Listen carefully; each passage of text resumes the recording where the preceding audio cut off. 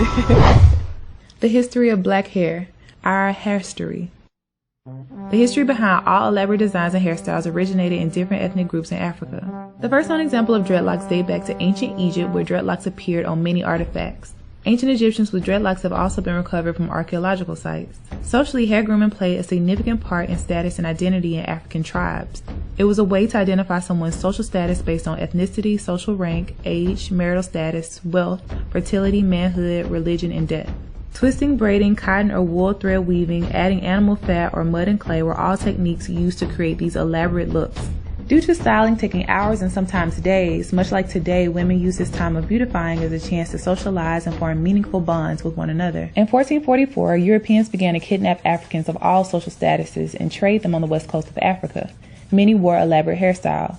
Although the Europeans were first entranced with and admired the complexity of style, texture, and adornment of black hair, something had to be done to rid them of their identity to maintain control and dependency. Many slave owners shaved not only the men's hair but women's hair as well. This was considered an unspeakable crime to many tribes.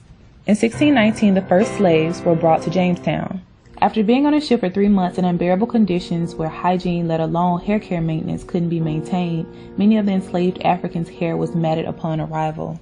The enslaved Africans were no longer allowed to speak their native languages, do traditional dances, and maintain their hair in the styles that they chose. All of the African culture and grooming traditions began to disappear. Slave owners wanted to cut off the enslaved Africans' connection to their true self. They pushed their standard of beauty, fair skin, straight hair, and thin facial features. African dark skin, kinky hair, and wider facial features were deemed unattractive. Because of this, lighter skinned, straight hair slaves commanded higher prices at auction.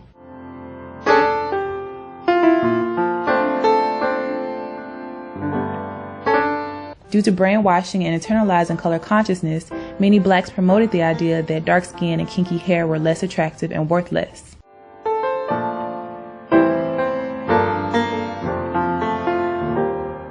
The enslaved Africans were given no way to care for their hair.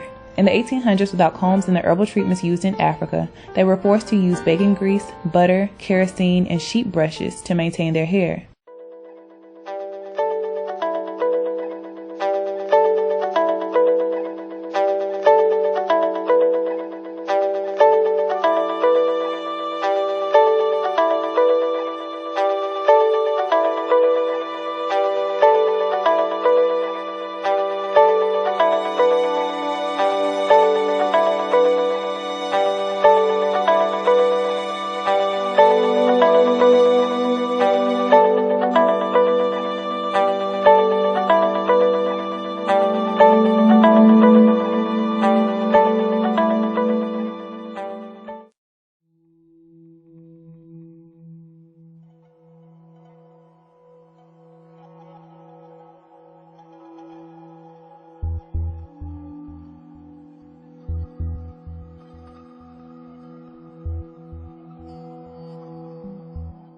In 1845, metal hot combs are invented by the French and available to the United States.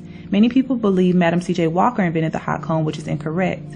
She developed a range of hair care products for blacks and popularized the press and curl style. In 1865, slavery ended, but the emotional and psychological scars lived on and are still evident today. Quote-unquote good hair, or hair that is finer, curlier, and closer to that of Europeans, becomes a prerequisite for getting jobs, entering certain schools, churches, and social groups.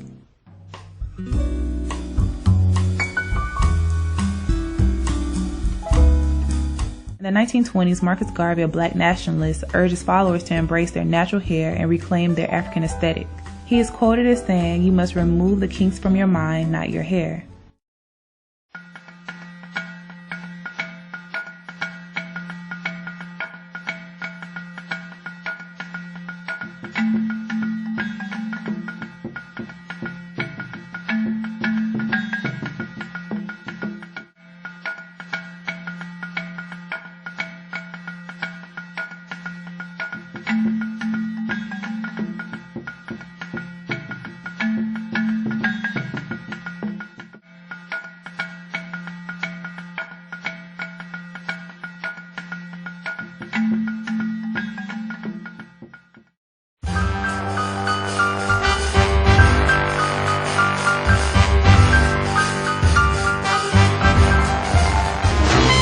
In 1954, George E. Johnson launches a permanent hair straightener for men that can be applied at home. A women's chemical straightener quickly follows. In 1962, actress Cicely Tyson wears cornrows on the TV drama East Side, West Side. This was a big deal because braids weren't considered a finished look for an adult woman. Usually this style was only worn inside the home. Angela Davis became an icon of black power with her large afro. The afro became a symbol for black power and pride. Kinky hair and dark skin is embraced, and the phrase "black is beautiful" is coined. In 1968, Diahann Carroll is the first black woman to star in a television network series. She is said to be the black version of the all-American girl with straightened, curled hair.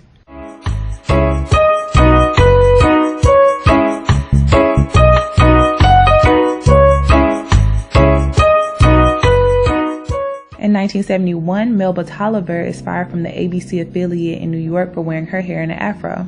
This caused a great deal of controversy.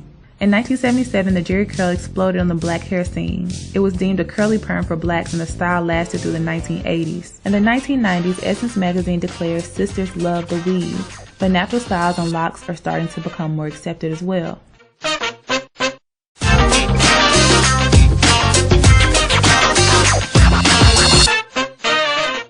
In the 2000s, relaxers, braids, and natural styles are explored by African Americans.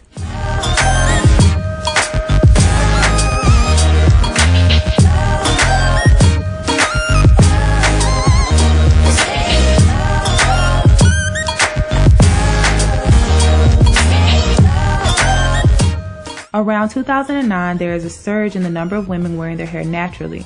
Many refer to this as the natural hair movement.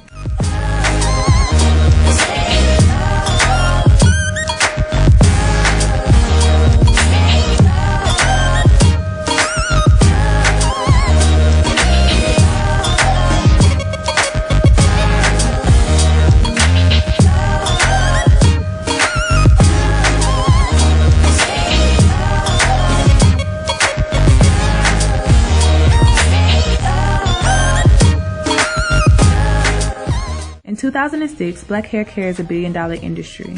Black women consume 80% of the hair industry but only own 3%. Keratin and Brazilian treatments are marketed to smooth and straighten natural hair without damaging the hair.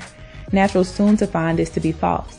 Today, black women are wearing their hair in a variety of styles, both relaxed and natural.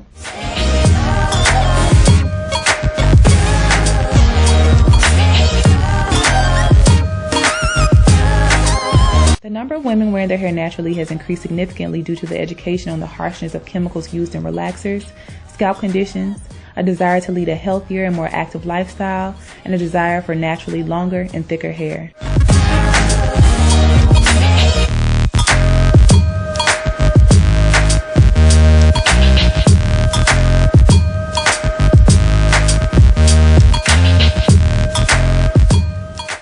Many believe to truly embrace, understand, and appreciate our hair, especially in its natural state and how it directly relates to our culture, we must understand its history and be willing to maintain a certain level of integrity and respect regarding it. I wasn't able to list everything, unfortunately. The video would have been way too long, but I encourage you to continue to research about this subject. Thanks so much for watching. I'll see y'all next time. Peace, love, and light.